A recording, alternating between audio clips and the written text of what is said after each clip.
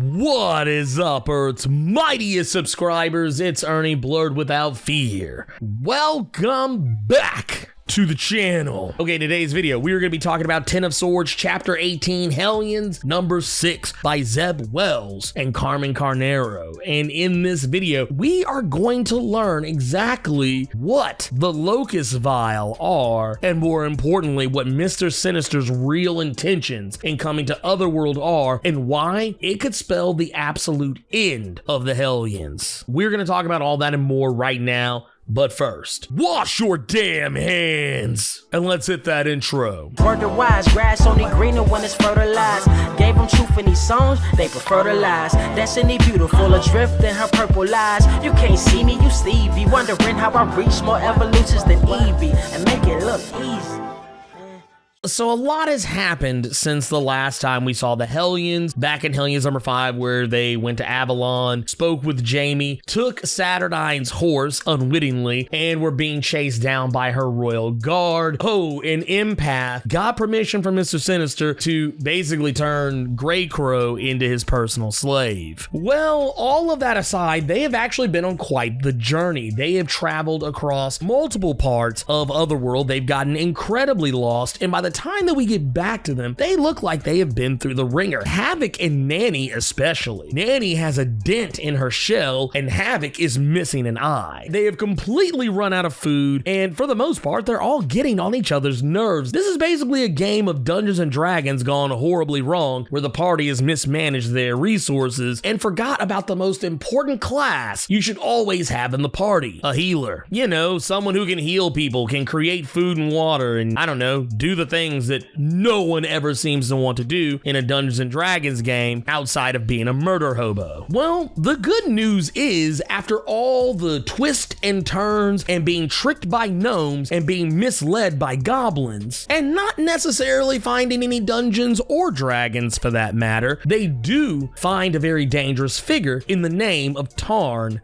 the Uncaring. Now, Tarn finds this group interesting because he finds a kindred spirit in Mr. Sinister. You see where Mr. Sinister is obsessed with having every genetic code of every mutant and most other living beings on the face of the planet. Tarn is also obsessed with genetic codes, and they both have a penchant for wanting to manipulate the genetic codes of others. That being Tarn's mutant ability. You see, Tarn is an Amenthi mutant, something that we discussed in one of the previous issues of X-Men. That was a thing. Not only that, but he has his own team, a team that he's created, these weird meat sack monsters that he has created, whose genetic code he has manipulated with his power. This is the Locus Vile. We talked about them in a previous issue, and I was under the impression that they were going to be given their own comic, but that is actually not the case. They are just going to be new villains for the Hellions to have to deal with in Ten of Swords, no more, no less. Whether or not that they are going to be used to any degree after this remains to be seen, but something tells me that a piece of them will definitely make it to the other side once all this is said and done, and you'll see why here in just a moment. You see, these characters are very strange and unique individuals. Of the group, Tarn is very much clearly the leader. We're gonna get to see these guys in action because Mr. Sinister has brought some of his patented gene-stealing mosquito bots, and he has unleashed them. Now, he didn't even try and do this in a stealthy way. He didn't try and do this in a way that Tarn wouldn't notice. He just blatantly pulls out the box in front of Tarn and says, "Go get me my genes." And this causes the Locus Vile to unleash their powers on the Hellions. And this is, once again, the Hellions are not a polished team. They're not a polished squad. They have no loyalty to each other for the most part, outside of Quanon and Wildchild having loyalty to one another, and to a lesser extent, Krakoa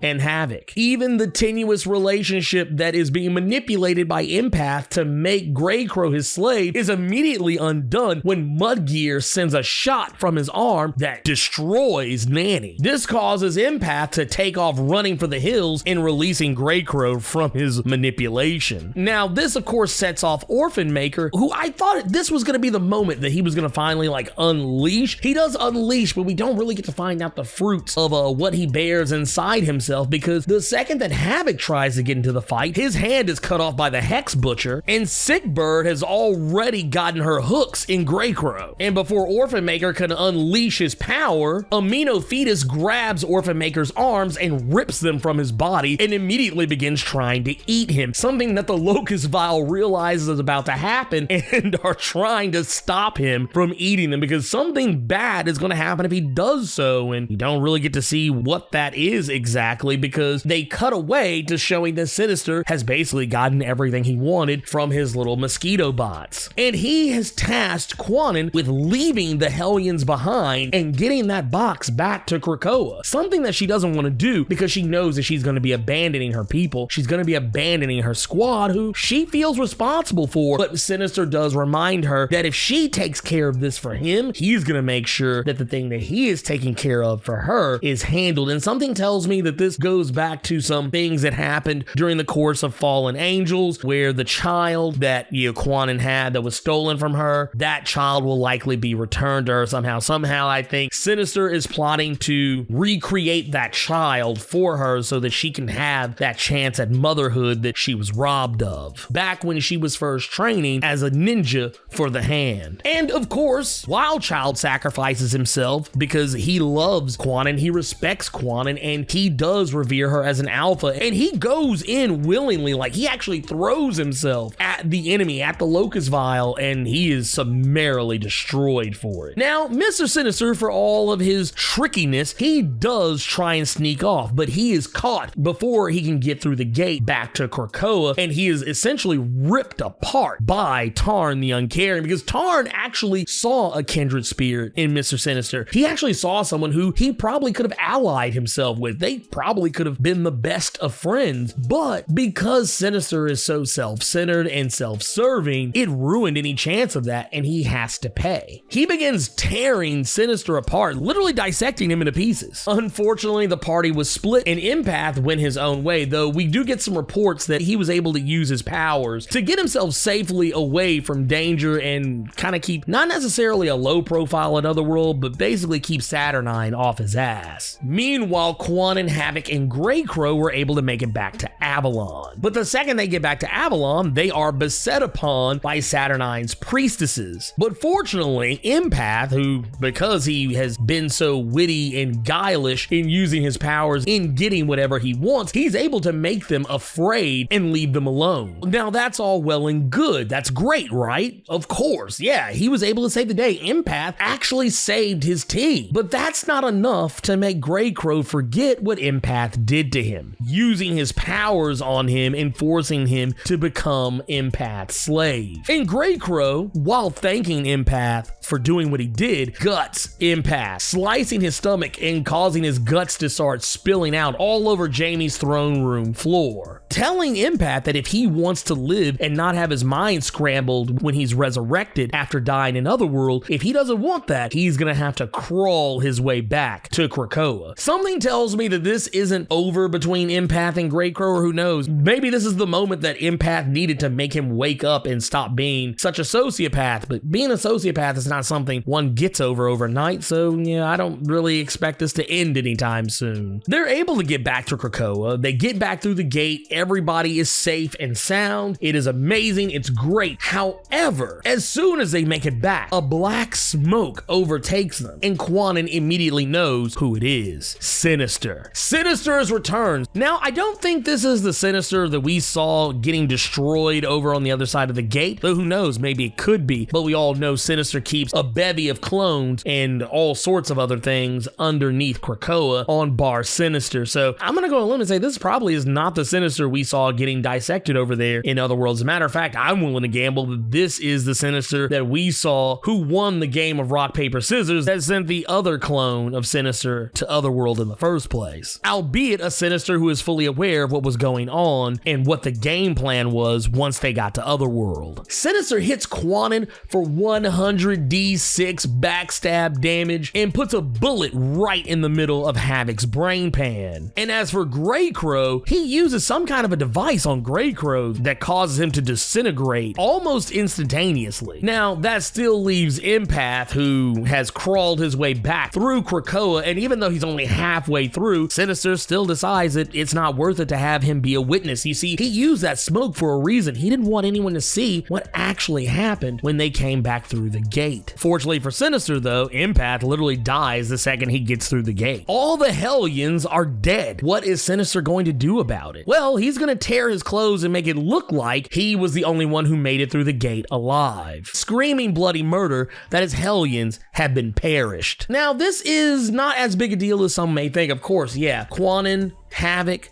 Greycrow, they will likely be able to be resurrected with no issue whatsoever. Now, where things are going to get weird are going to be when it comes to the issue of Wild Child, Nanny, and Orphan Maker, because Orphan Maker, we don't really know what happened to him. He may have been eaten, he may not have been eaten, and Nanny most certainly got clapped on the other side of the gate. So if they are brought back, they're not going to be the same. So that means that Sinister basically is getting away scot-free with the things that Nanny found out about when they went after Madeline Pryor. So Sinister is likely off the hook for that. And Orphan Maker, who knows? There's no telling what's going to happen with him now. And him being brought back, them both being brought back, may even change their dynamic with one another if they're brought back at all. We also can't forget about Wild Child either, who I honestly don't think died, because you gotta remember, he has a healing factor. He can take a great deal of punishment before he actually goes down, so there actually is hope. He might make it back, and if he makes it back, who knows? If, for whatever reason, Nanny and Orphan Maker actually aren't dead, maybe he can bring them back with him, but who knows how that's gonna play out. Empath is another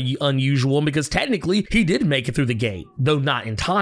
He died with half his body on the other side of the portal, but something tells me he'll be brought back with no issue whatsoever. Now, what will he remember? Who knows? Another thing to consider is that maybe that rule about dying in Otherworld and, coming back wrong, maybe that doesn't even apply here, because technically they're in Araco. When Santo died, he died in Dryador. So maybe they'll be just fine. We will get to find out a little bit more about what's going on once we get to cable number 6. But yeah, aside from all that, I enjoyed this issue. I thought it was pretty solid. Hellions, number 5, I felt like was the least consequential book in all of Ten of Swords. And then later on, after that, Cable number 5 came along and then proved that no, Cable number 5 was the least consequential book in all of Ten of Swords. And the next thing you know, we get back to our cycle, and Hellions number 6 has now proven itself to be the least consequential book in all of Ten of Swords. Hellions has been setting up more shenanigans for down the road, for more Hellion stuff and more things to happen on Krakoa. I think that the Locus Vile will definitely return, albeit not, the way exactly that we've seen them, in Araco. I don't know how that's going to play out. That's going to be really interesting to see how all that goes from there. And I feel like Sinister's saga, his clone saga, his secret machinations, his designs on, whatever it is he's doing on Bar Sinister, I think this comic serviced that more so than anything related to Ten of Swords. Now, the thing that's going to be flipped this time is where that previous cycle, once again, where I mentioned where we got Hellions and Cable in the same week, Hellions, I thought originally was the least consequential book, and then turned out it was Cable. Well, that's been flipped this time, because the next video, I promise you, the Cable book is definitely going to be more consequential than the Hellions one. Once again, not saying I didn't enjoy it. It was actually quite an interesting book. However, it just wasn't a Ten of Swords book, if that makes any sense. Which sucks, because I love Hellions, and I kind of had a sneaky suspicion that Hellions was going to be the one title that was going to be kind of left out in the cold of all this Ten of Swords stuff, as far as, how much it matters to the grand scheme of things. And does kind of make me wonder why they even roped it into any of this in the first place. But anyways, let me know what you thought about Hellions number 6 by Zeb Wells and Carmen Carnero. Do you think that Wild Child, Nanny, and Orphan Maker are going to be resurrected and come back wrong? Do you think being in Araco counts the same as dying in Otherworld? And more importantly, do you think Mr. Sinister is actually going to be able to get away with what he just did? Wash your damn hands and sound off in the comments. So hey, you made it to the end of the video. Awesome for you. If you enjoyed this video, and if you made it this far, I don't see how you didn't, do me a favor. Hulk smash that like button. And if you want to see more awesome videos like this one, make sure you click click subscribe so you can become one of Earth's mightiest subscribers, and tap that bell so you know when I post up. Also, feel free to go check out my Patreon, where if you chuck in a buck, you can get early access to most of my videos up to a week early. And if you have time, make sure you swing by nerd901.com, where you can find more of my content as well as other amazing stuff. Anyways, until next time, I love you 3000 plus ultra!